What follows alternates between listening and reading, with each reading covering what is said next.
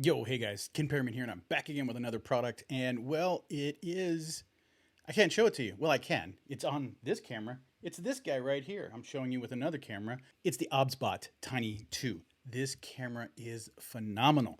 I love how it works. I love how tiny it is, how easy it is to set up. It is intended to be used as a webcam, but I actually use it for recording videos for my content. Now, what I love about it is it's so small that I can put it in front of the screen in front of me, as you can see over here with this camera. And I am showing you at an angle that it's over here with this.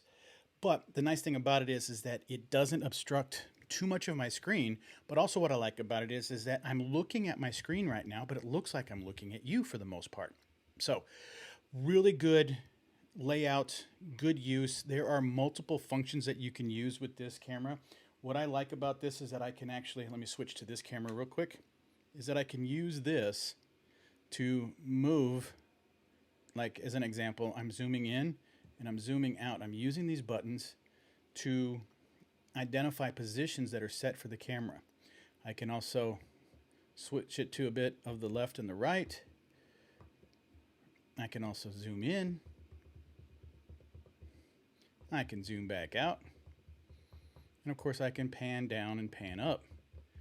Those are all tied into hotkeys for the OBSBOT, which is really cool. So not only do you need necessarily to use, or if you want to use hotkeys and put it onto a Stream Deck like I just showed you, you can also tell it what you want it to do. As an example, position 3, position 1, position 2. Where are you going? Yeah. So as a point, I just arbitrarily programmed this. It's looking at my other computer monitor over here. Position 1.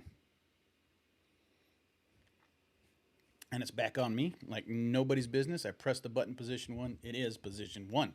It's where it's at. Now, the other thing that I like about this too is that you can also use, if you want to, as a webcam, when you're using it as a webcam or something else, you can use the hand functions. It's as simple as setting it up. Yep, I turned them off because I talk with my hands a lot. So I'm going to turn on a couple of the hand features so you can see what's going on. As an example, if I want it to track me, which it's not doing right now, as you can see, and of course I don't want to because I have a green screen behind me and I don't want it to expose the edge, but let me do this. Now, if you see that it turned blue, through this camera you can see that it turned blue. Now if I lean over, it's going to follow me.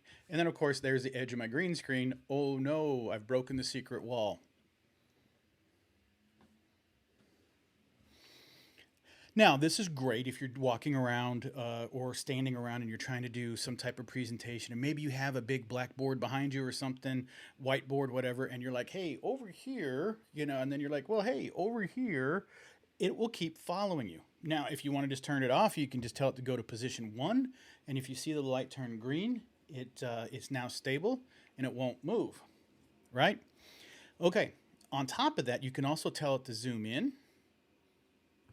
and then zoom back out if you want it to. And there it is. Simple enough with the hand gestures. But again, unfortunately, I talk with my hands a lot. So if I'm not careful, I can tell it or show it to start to track me, and don't want to do that. So I can actually go in there and turn it off.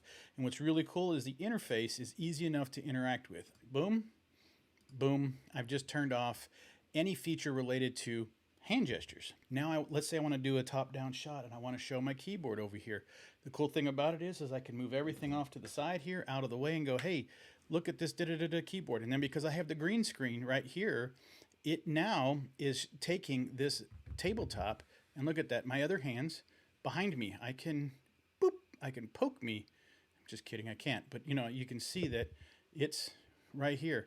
Now the cool thing about this is my microphone is right here over the top of the screen, so it's kind of blocked by me in this.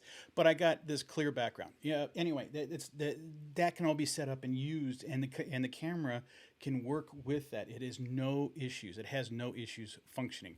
I love how this thing works. It is easy. It is simple. It is pretty intuitive and pretty quick to set up. So guys, I really hope this was helpful for you. I really do appreciate your time, and I'm out.